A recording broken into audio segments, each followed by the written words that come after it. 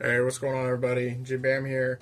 So someone had asked, hey, what knife do you recommend I put on my Molle, my flak, my kit, whatever you want to call it? So here's down and dirty, hopefully 3 minutes or less, what I would recommend, right? So first and foremost, get a fixed blade, something smaller. This is a 6-inch SRK. From Cold Steel, it's all you're really going to need. Just something very generic. Start here, and then if you find you need something more specific or more exotic, then go from there. But the big thing for me, at least for this knife, is the sheath, right? So I have all these attachment points. However I want to attach it with zip ties, whatever else, I have a ton of options. Next thing I would go for is a small fixed blade like this.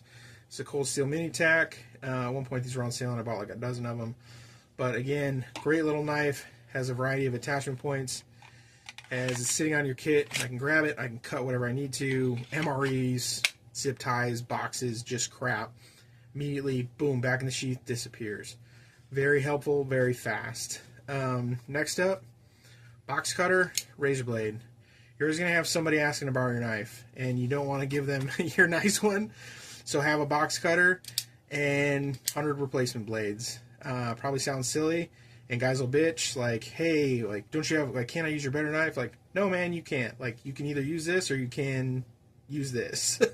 And yeah, and then especially when it doesn't come back to you, you don't worry about it either, right? But definitely saved my knives and my sharpening and my cleaning a ton of work by having just a box cutter.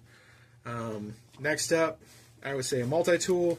Again, depending on your job role, what you're doing, start with a Leatherman, start with a basic Leatherman, and then get more exotic from there if you need to. But having a multi-tool, just the pliers, is huge advantage in a lot of different circumstances. Last thing, if you're so inclined, these are little wire stripper snips. I think I got them at Harbor Freight for $5.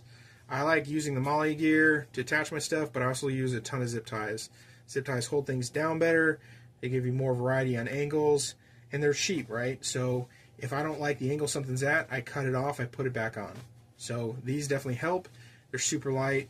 Get 100 zip ties or 1,000 zip ties. That way when you're in the field and you're bored, you can move stuff around. But again, this is where I would start with the kit.